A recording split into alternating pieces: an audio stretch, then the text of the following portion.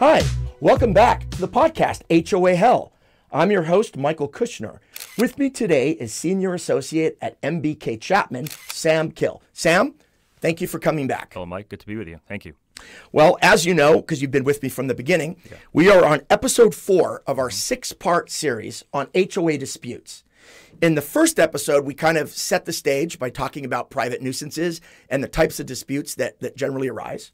Episode 2, we moved into one of the most common types of disputes that we experience as attorneys in this area, which is tree and root damage and the amount of disputes that trees and roots cause amongst neighbors. Mm-hmm. In the third episode, we moved into boundary disputes, spite fences, trespass, easements, and that sort of thing, even ejectment. And then in this episode, we're going to talk about when the HOA is the problem in the context of HOA disputes, or in the context of neighbor disputes. When the HOA refuses, for example, to want to get involved, they just want to back out and not do their jobs. So we're going to talk about that today. So specifically, I want to cover a few different areas today. We're going to cover a lot. We're going to look at what the HOA's duty is in enforcing CC&Rs and other governing documents, which is often what gives them the obligation, or in fact, it's always what gives them the obligation to get involved, as opposed to what they often say is we're not involved, it's just between neighbors. Mm-hmm. No. Right. Governing documents say otherwise, almost always.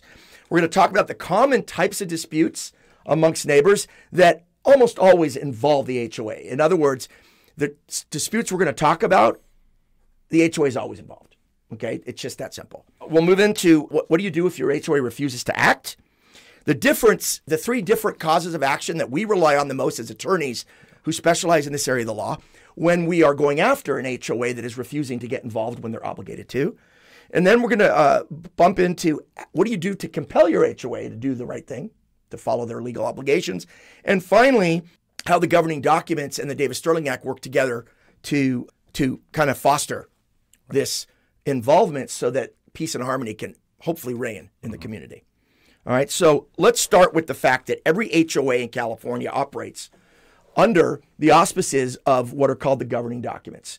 And at the top of that list, the most important, the one that leads them all are the CC&Rs, which are recorded documents. And by the way, I have an entire episode planned coming up in a few episodes after this series is over, where I specifically talk about the different kinds of governing documents and their hierarchy with each other. So you're going to want to tune into that one. But we've got the governing document, we've got the CC&Rs at the top. And then we've got the articles of incorporation, which don't really matter. So I'm not going to talk about them. And then you get the bylaws, which are kind of the rule book. Those don't really apply to the everyday lives except in particular circumstances. But it's really kind of the rule book on how the corporation as a business is supposed to act, takes care of meetings and election stuff and, the dry stuff that doesn't involve rights and obligations of the members vis-a-vis each other. And then under that are probably the second most important ones, at least in terms of your everyday life, CC&Rs, and then this, which are the rules and regulations, which sometimes also include architectural guidelines. Mm-hmm. So those are the governing documents, and every HOA in California operates under those documents. And together, those are called governing documents. Yeah. So too often, HOAs pick and choose what duties they want to abide by and which duties they don't want to abide by. And one of the favorite things that HOAs like to do when it comes to neighbor-to-neighbor disputes is to have the laissez-faire attitude. They want to sit back and go, this is between you guys. We're not involved. Mm-hmm. Now, we know that this happens, but can you just give us, Sam, talk to me for a few minutes about why does that happen? Why? HOAs like to get involved in every aspect of people's lives. We see it every day. So why, in this particular area, do the HOAs like to go, not our problem? You're exactly right, Mike. One of the most common issues we encounter, I would say in at least 50% of the cases we come across, that happens to be either the main issue or at least one incidental issue.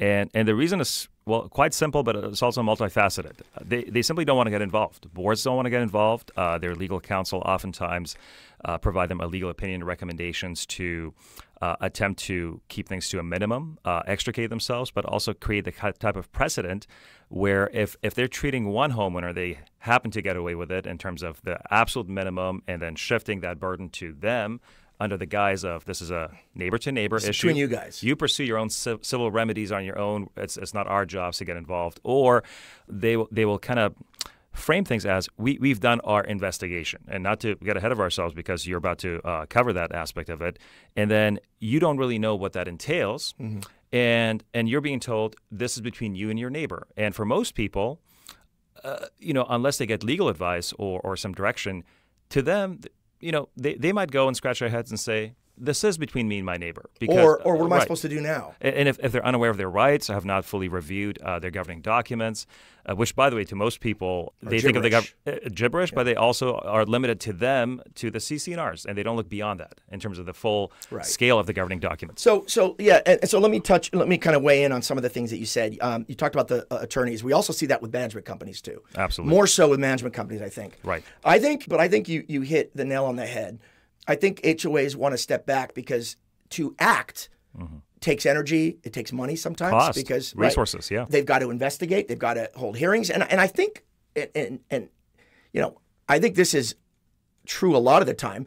There's also specific personalities and friendships involved. Yeah. The boards, typically 5 members of a board on a typical HOA, they have friends and neighbors. They live in the community just like everybody else, and they have friends and neighbors. And if one of their friends or buddies is involved or is the on the other side of this, is the complained about party, they don't really want to take sides. And it's very easy to say, well, this is just between you and whoever, and they don't want to get involved with the weight of the HOA.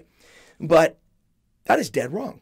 Absolutely. And almost, I would say in most cases, that is dead wrong. And the reason I say that, and we'll touch on to this a little more later in the show, but the reason I say that is because there's almost always a direct violation of some part of the governing document somewhere. Now, so I want to be very clear on what the law says, and the Davis-Stirling Act is crystal clear on this. The HOA is obligated. One of its fundamental obligations is to enforce the governing documents. Period. That is one of their main requirements. They have to maintain common area. They have to honor their fiduciary duty in terms of funds. They can't just take money from people and spend it on stuff for themselves. Right. They've got their shepherds and stewards of money, and they have to enforce governing documents. So if you've got provisions in your governing documents that protect your view, and you have a neighbor that's obstructing your view, they put up a shed and block that view, or they plant some trees and block that view. Or if your HOA's governing documents, probably the CC&Rs, have a nuisance provision and you've got them playing music at 2 a.m, that's a violation of the governing documents. Or if your HOA has a no smoking clause and you've got a neighbor that's puffing away on the balcony and all the smoke's going in your window, that's a violation of the governing documents. The HOA cannot, in circumstances like that, sit back and do nothing. They have to act. And if they tell you this is between you guys or gals, it's not our job, they are lying to you, or they're ignorant, which is even worse. Okay? They can't do that. They must act. So there are certain types of things, disputes between neighbors, that almost always trigger obligations on behalf of the HOA. And so the flip side of that is that there are probably neighbor-to-neighbor disputes that the HOA doesn't have to get involved. Okay? I'll give you one off the top of my head. Okay? And this is a wobbler. This could, if it escalates far enough, become the business of the HOA, but it also could be on the other side where it's really not the HOA's problem. And that is, you have an interpersonal issue with a neighbor and you guys exchange, cussing or unpleasantries with each other. It's probably not risen to the level of a nuisance. And so the HOA, there's nothing the HOA can or is obligated to do in a case like that. But there are certain things that the HOA has to get involved in, either because it's virtually in every set of governing documents somewhere, or it's required by law. Okay. The first among those are noise complaints. Okay. It is almost unilaterally a nuisance when excessive noise occurs. And when we talk about excessive, we're talking about on a reasonable, objective basis. We're not talking about a hypersensitive person who doesn't like the sound of kids crying at all, and therefore every time a baby cries, it's noise. That's not noise. I mean, it is noise, but it's not illegal noise, and it certainly doesn't rise to the level of a nuisance. But when it does, I'm playing my music. I've got a party in my backyard, 11 o'clock at night on a weekend or a work night. No, you can't do that. Okay, not only does it violate local statutes, which is not the HOA's business, but it almost always will trigger the nuisance clause in the HOA. Okay, so noise complaints, view obstruction. I mentioned. Right. You've had some cases where we've had people plant something to block somebody's protected view. Right. Okay. You don't have a protective view unless your governing documents say you do. But once you do, you do. Mm-hmm. And your HOA has to get involved if somebody blocks your view, because you're certainly not allowed to go over there and rip out those trees. We have an episode on that. Okay. In fact, we talked about that at one point. Okay. Right. We did. So HOA has to get involved. So those kinds of disputes. So we got noise and we got view obstructions. Okay. Another one would be other kinds of nuisances. I mentioned smoke. Can you think of any others? Well, harassment in general, we could be... Let's separate harassment separately. Okay. Let's see. How about illegal activity? Talk to me about that. Sure. You may have illicit activities such as, people, for instance, using industrial chemicals or... He's running a little auto body shop in his garage. Something that's clearly excessive beyond a personal use element, or people commercially working on vehicle repairs, right? Okay. I mean, you mentioned that. You alluded to that. You have a bunch of clients coming in the neighborhood and parking all over the place because this person sees patients or has clients come visit his home office, his or her home office. Or a commercial gym, essentially, and then that straddles into the noise nuisance element too, because you'll have music and thumping and other things. Right, and we see that sometimes. Right. Personal trainers. Right. Well, you kind of touched on this too, but additions too. When you have additions in terms of modifications or additions that puts it dead smack within the purview of the association and its architectural guidelines. So if the addition in some way or more than one way violates the governing documents, HOA is obligated to act, because if it's violating the governing documents, it's probably affecting your life in some way. Right. I mean, there are some violations that don't affect your life. If it's 3 feet into a setback, unless it blocks a view that's protected from you, you probably don't care. You probably won't even notice. But we're not talking about that. We're talking about things that affect your life. Absolutely. Okay. Did we mention harassment? Well, I'm getting to that. Oh, okay. Okay. So yeah, but you brought up unauthorized construction or unauthorized projects, which the noise and the dirt and the porta potties and all the things. And if they're not doing it right, if they're not following the rules that are set forth to make it that process, which is always going to be a little messy, but to make it bearable for each other, when they just go unilaterally and do stuff and they're not following any of the guidelines or rules set forth, that's when it does negatively impact your life. Now, again, these touch on each other. That's a nuisance as well, but it's also something separate. Okay. We also have, I think, another one, privacy violations. Oh yeah. This is where, your next door neighbor has their camera pointed right into your yard. They have a camera up at the top of their second story and it's pointed into your yard. Or they have a camera pointing directly into a downstairs bedroom window or something. That's an invasion of privacy. That is a neighbor-to-neighbor dispute, but I promise you, your HOA is obligated to act. Absolutely. Okay? And then we have, lastly, the one that he brought up before, harassment and discriminatory conduct. If there is palpable racial discrimination or there's illegal harassment to the point where it's not just, a trading of bad words or bad thoughts to each other when you see each other, but it's gone beyond that, the HOA is obligated to act, typically. And it'll be obligated under either harassment provisions in the governing documents or the nuisance provisions again. But that's an example of what we see. Not as common, thankfully, as it used to be, but it still rears its head here and there. Okay. Now, so we've kind of listed the types of behaviors that almost always mandate involvement by the HOA, regardless of what they might tell you. Okay. So what do you do if the HOA refuses to act? There are a bunch of things. Okay. This is, as the whole context of this episode is, this is what HOAs do the most when it comes to neighbor-neighbor disputes is they try to do nothing. They don't want to get involved.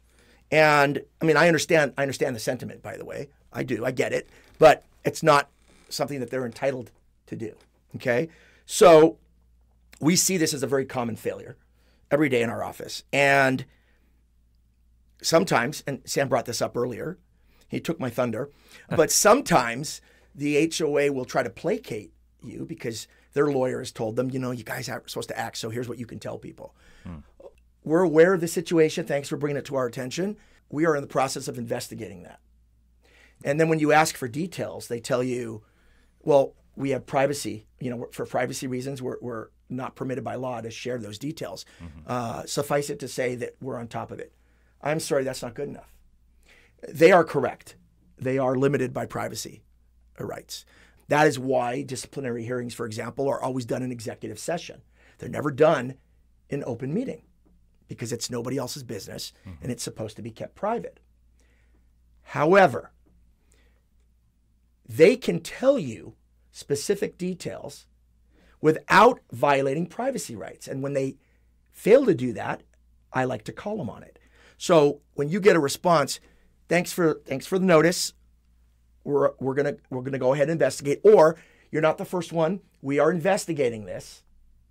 And if that's all they tell you, you are well within your rights to say, well, pardon me, but I want to know how you're investigating it. And I want to know whether or not this person or these people are going to be up for any hearings. They can't say no to that for privacy reasons because you're not asking for details. You can't ask for the details. What happened at the hearing? What are you guys going to do to them? Are you going to fine them? How much are you going to fine? None of that stuff. But you can ask if they're going to be elevating this beyond just investigation, or you can say, I appreciate that. When you're finished, please tell me, without disclosing any confidential information, disclose to me the results of your investigation. That is to say, is the HOA now going to take action? That would be good enough. If the HOA were to come back and say, we've investigated it, and we believe there's something there, so we're going to now take action, that would be enough for me, okay? Because what that means is that they're going to have a hearing of some sort, okay? So don't let the HOA short shrift you just by placating you with, we're investigating. That's not good enough, okay? You're entitled to more. You're not entitled to too much more, but you're entitled to more, okay? You are certainly entitled to remind the HOA that they have a legal and fiduciary obligation to act when somebody is violating the governing documents, okay? Now, Sam, I've gotten to the point where I've complained in writing, because we always talk about that, and you're going to talk about it again in a minute, I'm sure, but I've gotten to that point. I've gotten to the point where the HOA has either said to me, we're investigating, or we've investigated and there's something here, so we're going to act, okay? But in general, what steps should I take if I think my HOA is mishandling things regarding HOA dispute with our neighbor dispute? What steps should I take among the ones? Talk to me about some of the big ones I should. Yeah. I mean, some of these big ones and the common steps that we generally recommend being a good course of action is documenting everything. And what that means is create a log. Keep track incidents, recurring issues. If it's, let's say, a noise nuisance, you track it and monitor it. You communicate that to your HOA. I would highly recommend it's in writing. And so email, text. That way you have a good written record of what that constitutes. And I'd keep a file. I'd keep a file. So I would print those emails out and put them in chronological order. And that operative chronology is very critical. If things are not copacetic after a while, or they don't subside, the issues, and you come to someone like us, we use that. We lean on that in terms of establishing a narrative, a chronology, whether that's presenting it at mediation or beyond in a litigation action. Let me jump in. Right. You make a good point. So when we have a client that comes in and they actually have, all their ducks in a row. Some clients come in with 3-ring binders with all the emails in proper order. Yeah. Here's what I brought. Here's what I first complained. Here's the response. Here was my response, et cetera, et cetera. Nothing is better when we're crafting an ADR demand letter, let's say, and we go through undisputed facts, which we always like to do, okay? In a fact section that has no opinion or anything, it's just, here are the facts and these are undisputed. And we start bullet pointing, and we start, on this date, my client wrote to you and complained, da-da-da. You ignored that. 2 weeks later, on this date, my client reiterated. You responded merely by saying, we're looking into it. 3 weeks later, my client followed up again in writing and requested X, Y, Z. Right. When we can do that, boy, oh boy, does that set the stage for a mediator to come in and say, what are you guys doing, HOA? You guys are going to get creamed. It really adds to the client's credibility and position, too, when you can evidence it and provide a visual. I mean, speaking of which, if you can safely, without intruding onto someone's privacy or engaging in trespass or any wrongful conduct, can take photos or even video recordings, let's say from a common area, areas, that can be fantastic too. Or it's okay to take a picture of somebody's video camera.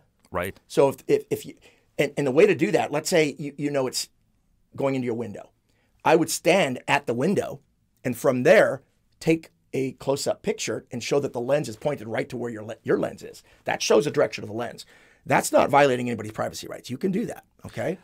I've had fantastic results with my clients doing exactly that with both cameras and light pollution. Exactly. So when you stand in your bedroom from your window. This from is what your it looks space, like. This is what it looks like. Look at the aura of Right. light. Exactly. Yeah. And we had that. We talked about that in 2 episodes ago. I think we talked Yeah. about that.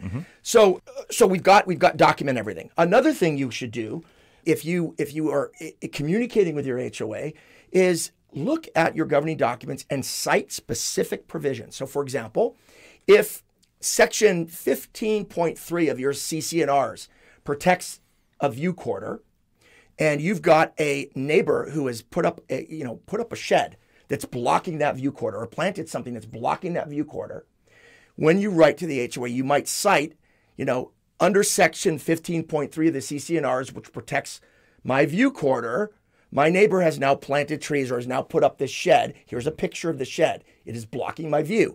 Therefore, my neighbor's guilty of violating or interfering with my protected view. If you can do that, cite the specific provisions that you're relying on, nuisance, smoking, view, all the things we kind of talked about before, again, it adds to your credibility, and it reminds them very subtly, you guys better act because I'm citing governing documents. It's not enough to say, I'm being harassed by my neighbor and he causes all sorts of problems. That's not going to do anything, and they don't have to act on that because you're not telling them anything useful. You've got to be specific, and you've got to point them in the direction of what's being violated. And that's not hard to do because even under general, like nuisance provisions, as long as it's objectively a nuisance, it's in there. So that's what we mean by that. The next one is if nothing happens, if they ignore you or they give you unsatisfactory responses and the behavior is continuing, you might either demand IDR, demand a one-on-one with one or more members of the board to try to hammer things out that way, kind of unofficially, or you might want to appear at the next meeting and speak during open forum. HOAs are required to have the floor open for usually the beginning, but it can be at the end if they want it to be. But to have the floor open for comments by homeowners, and this is not something that's on the agenda, what people are going to talk about. Yeah. The issue of the open forum is on the agenda, but not what people bring up. And now they can limit your time. 30 seconds is too short. Case law has said that's not long enough, but they can limit you to 2 or 3 minutes. But that's plenty of time to explain. I've written to you guys 7 times. I've written to you guys 4 times. I've highlighted how my neighbor is violating the governing documents and interfering with the quiet use and enjoyment of my property. I've cited relevant provisions of the governing documents and you've ignored me. Or you've told me you're investigating, but nothing has happened. I know they haven't been fined. I know they haven't gone to a hearing and the behavior continues. So you guys need to escalate. I need you to act. You can tell the board that. Now, they're not going to be allowed to go into specifics because it's not agendized, okay? Mm-hmm. But put it on the record and insist, whoever's taking the minutes, whether it's a board member or a management company representative, insist that your complaint and your demand gets into the minutes. And then after that meeting is over, I would do a demand for that document. And if you don't know how to do that, come to us at MBK Chapman. We'll do it for you. But I would get those minutes. And if they aren't in the minutes, I would do a written demand that the minutes be revised because you have a right to ask for something specific to be put in the minutes if it was relevant. Mm-hmm. And this is relevant. Okay? If all that fails, then you come to us. Okay? Right. That's when you come to a lawyer and we can take it to the next step. And the next step isn't necessarily litigation. In fact, in most cases, it won't be. We'll take you into formal ADR under the auspices of the Davis-Stirling Act.